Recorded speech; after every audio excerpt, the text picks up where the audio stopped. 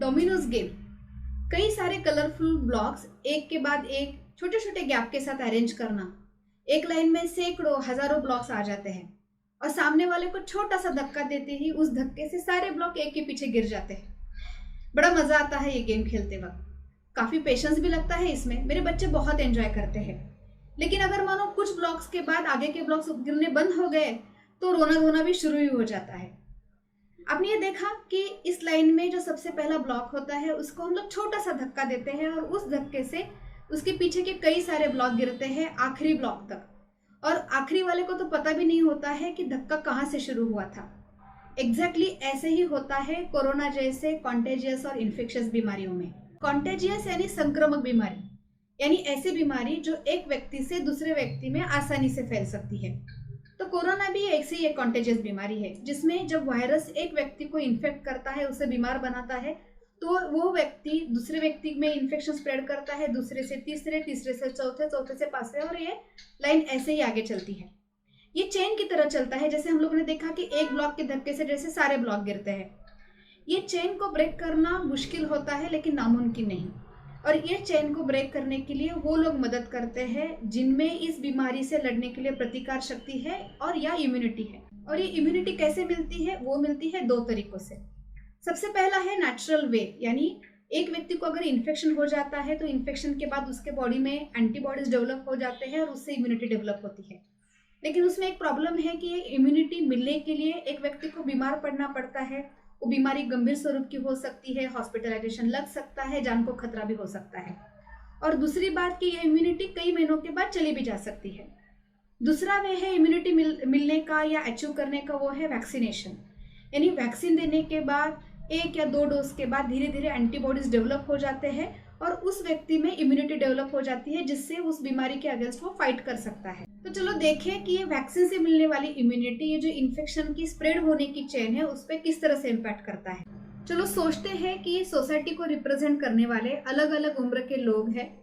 इनमें इस वक्त कोविड के अगेंस्ट फाइट करने के लिए कोई इम्यूनिटी नहीं बनी है, लेकिन इस वक्त उनमें कोई इन्फेक्शन भी नहीं है।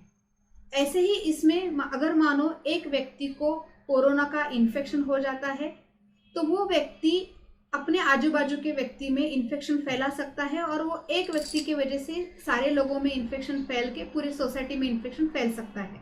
एक इन्फेक्टेड व्यक्ति से जो बाकी सब लोगों में इन्फेक्शन फैलता है, जो इन्फेक्शन की चेन है, उसे ब्रेक करने के लिए एक रास्ता है कि चेन को बीच में रोक दे, जिसमें हम लोग मास्क पहनना, सोशल डिस्टेंसिंग फॉलो करना, ये चीजें यूज करते हैं, जिससे इन्फेक्शन एक व्यक्ति से ज्यादा नहीं फैलेगा और वो वहीं के वहीं रुकेगा। दूसरा तरीका है कि जो चेन में आने वाले लोग हैं उनको वैक्सीन दिया जाए और उन्हें प्रोटेक्ट किया जाए ताकि वहां पे एक दीवार की जैसे बने और चेन आगे ना बढ़े। जब लोग वैक्सीन लेना चालू करते हैं तो उनकी बॉडी में इम्यूनिटी डेवलप होती है और एक समय पे सोसाइटी में फुल्ली वैक्सीनेटेड लोग, यानी अच्छे से इम्यूनिटी होने वाले लोग होते हैं, और उसके साथ वो लोग भी होते हैं जिनमें इम्यूनिटी नहीं है, यानी आइदर उन्होंने वैक्सीन नहीं लिया है, उन्हें बीमारी नहीं हुई है, नेचुरल इम्यूनिटी नहीं बनी है, या उन्होंने वैक्सीन लिया था लेकिन अच्छे से इम्यूनिटी डेवलप नहीं हुई है। ऐसे समय में कोई भी ऐसी व्यक्ति जिसमें इम्यूनिटी नहीं है, अगर मानो उसे इन्फेक्शन हो जाता है तो इन्फेक्शन फैलने का जो नेचर है उस तरह से वो इन्फेक्शन आजू बाजू के लोगों में फैल सकता है। और जब वो इन्फेक्टेड व्यक्ति से इन्फेक्शन फैलता है तो वो सिर्फ उन लोगों तक ही सीमित रहता है जिनमें इम्यूनिटी नहीं है। वो उन लोगों में नहीं फैलता है जिनमें इम्यूनिटी डेवलप हुई है या जिन्होंने अच्छे से वैक्सीन लिया है। वैक्सीनेटेड लोगों की वजह से एक तो जो इन्फेक्शन फैलने की जो चेन है वो वहीं के वहीं रुक जाती है। इन्फेक्शन बहुत कम लोगों में स्प्रेड हो जाता है और वो बहुत आगे या पूरी सोसाइटी में नहीं फैलता है। और दूसरी बात, वैक्सीनेटेड लोगों की वजह से उन लोगों को भी इनडायरेक्टली प्रोटेक्शन मिलता है जिनमें इम्यूनिटी डेवलप नहीं हुई है। यानी एक तो उन्होंने वैक्सीन नहीं लिया है, उनमें नेचुरल इम्यूनिटी डेवलप नहीं हुई है, या उन्होंने वैक्सीन लिया है बट उतनी अच्छे से इम्यूनिटी उनमें डेवलप नहीं हुई है। यानी वैक्सीन लेने की वजह से बीमारी को फैलने से भी रोक सकते हैं और उन्हें भी प्रोटेक्ट कर सकते हैं जिनमें इम्यूनिटी नहीं है। ज्यादा से ज्यादा लोग अगर वैक्सीन लेते हैं, ज्यादा लोगों में इम्यूनिटी डेवलप होती है, तो उससे फायदा ये होगा कि अगर वायरस बीमारी फैलाता भी है और वो स्प्रेड भी होती है तो उससे कम से कम लोग बीमार पड़ेंगे और वो चेन बहुत कम लोगों तक ही सीमित रहेगी। तो आपने देखा कि आपका वैक्सीन लेना, आपका वैक्सीनेशन करवाना सिर्फ आप ही को प्रोटेक्ट नहीं करता, सिर्फ आप ही को इम्यूनिटी नहीं देता, तो वो इनडायरेक्टली आपके पूरे फैमिली को, पूरे सोसाइटी को और पूरे देश को प्रोटेक्शन देता है। इस वक्त इंडिया की पॉपुलेशन है 139 करोड़, और जो रिसेंट डेटा है उसके मुताबिक सिर्फ 51 करोड़ लोगों का फर्स्ट डोज ऑफ वैक्सीन हुआ है, सिर्फ 11.5 करोड़ लोगों का दोनों वैक्सीन के डोज हो चुके हैं। जो दोनों वैक्सीन के डोजेस हो चुके हैं उनका परसेंटेज है सिर्फ 8.5%। और एक हर्ड इम्यूनिटी एक सोसाइटी में अचीव करने के लिए मिनिमम 60 to 70% लोगों का वैक्सीनेशन होना जरूरी है, तभी हर्ड इम्यूनिटी का बेनिफिट मिलता है। यानी हम लोग सोच सकते हैं कि लगभग 50% से हम लोग अभी भी पीछे हैं एक अच्छी इम्यूनिटी अचीव करने के लिए, हर्ड इम्यूनिटी पाने के लिए। ये समझना बहुत जरूरी है कि अकेले एक या दो व्यक्ति के वैक्सीनेटेड होने से पूरी तरह से ये बीमारी नहीं रुकेगी, और ये इन्फेक्शंस फैलने की जो चेन है वो चलती रहेगी।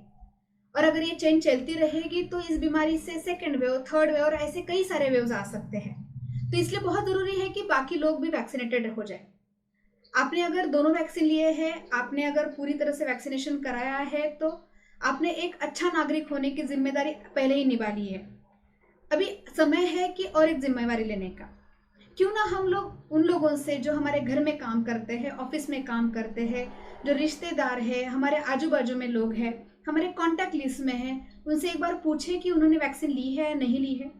क्या अगर उन्होंने नहीं ली है तो क्या आज भी उनके मन में वैक्सीन के इफेक्टिवनेस के बारे में, उसके साइड इफेक्ट्स के बारे में डाउट्स है, डर है, या कोई और लॉजिस्टिक इशू है। और ऐसे कुछ अगर है तो क्या हम लोग उनसे बात करके वो सॉर्ट आउट करने में उनकी मदद कर सकते हैं और उन्हें मोटिवेट कर सकते हैं, प्रोत्साहन दे सकते हैं, ताकि वो भी वैक्सीनेटेड हो जाए और पूरी सोसाइटी ही प्रोटेक्शन के फेज में आ जाए।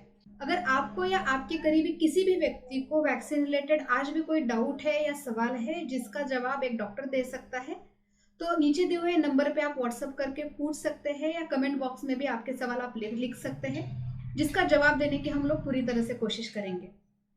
ध्यान रखना, हर नागरिक लड़ेगा तभी देश बढ़ेगा। हमसे जुड़े रहिए, फिर मिलते हैं। Thank you.